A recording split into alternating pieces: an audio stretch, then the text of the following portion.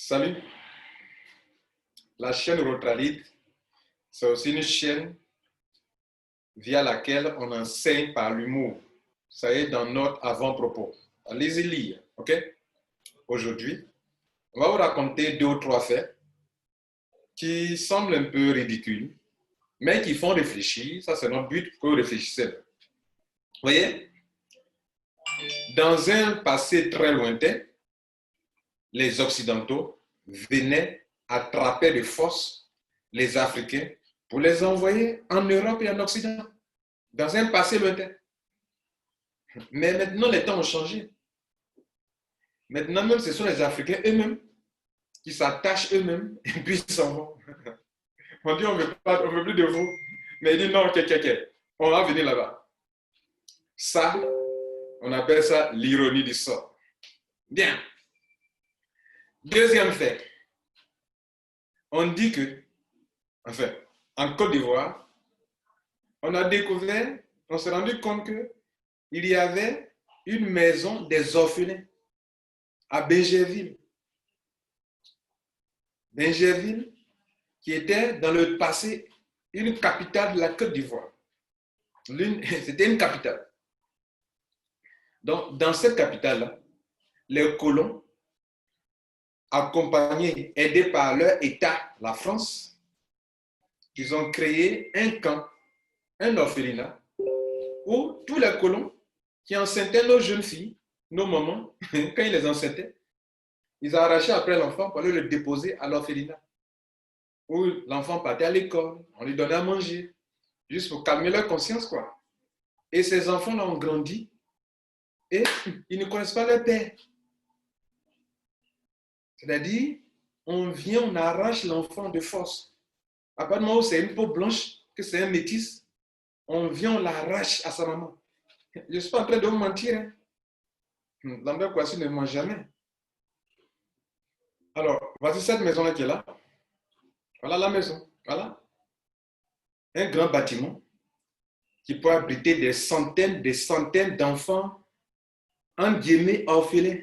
Mais leurs parents vivaient bien, mais des Français. C'est-à-dire, ils prennent du plaisir dans cette nos moments, et puis les arrachent, et puis les déposent dans ce lieu-là. Et puis on les suivait. Ça encore, c'est quelque chose qui me semble ridicule, et puis peut-être qui me semble un peu criminel. Bon, je ne sais pas si ça vous faire rire ou bien ça vous fait réfléchir, mais le but c'est tout ça, que ça vous fasse réfléchir, que ça vous fasse rire, c'est le but. Ok? Donc on continue. Il y a un autre fait encore un peu ridicule, mais aussi qui fait aussi rire. Ironie du sort. C'est qu'il semblerait que l'Afrique est un continent où la population est très pauvre. Il semblerait. Et pour cela, les Africains vont chercher un Eldorado en Europe. Ironie du sort. Là où ils s'en vont en Europe, les Européens eux-mêmes là, que ce soit leur pays, que ce soit leurs dirigeants, là où ils viennent pour s'enrichir, là où ils viennent pour tirer leur richesse, c'est en Afrique. Le diamant de l'Afrique intéresse l'Europe, les Occidentaux. L'or de l'Afrique intéresse les Occidentaux. Le pétrole de l'Europe, l'Occidentaux. Comment on appelle les trucs là, le colbat, tout ça, tout ce qu'on prend pour fabriquer le téléphone qu'on en trouve beaucoup au Congo, ça intéresse les Européens. Donc du coup, on ne comprend pas. Aïe, on dit que c'est un continent qui est pauvre, il y a la pauvreté, tout. Mais c'est là que ceux qui sont riches viennent puiser. Mais c'est comment ça? C'est ça, c'est l'ironie du sort.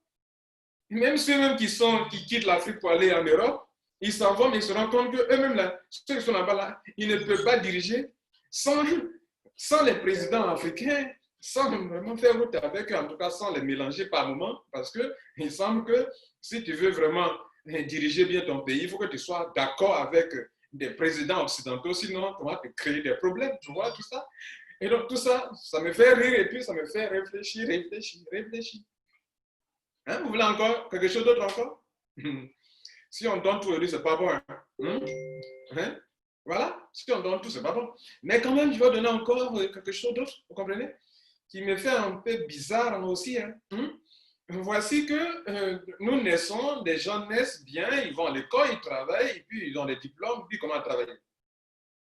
Ils commencent à travailler dans une entreprise, construire une entreprise, il va le matin, le soir, dans les embouteillages, dans la fatigue, tous les jours il s'en va, il revient, il s'en va, il vient. Et puis un jour on dit qu'il a commencé à vieillir, et puis bon, on cherche à le remplacer, donc on dit qu'il va aller à la retraite.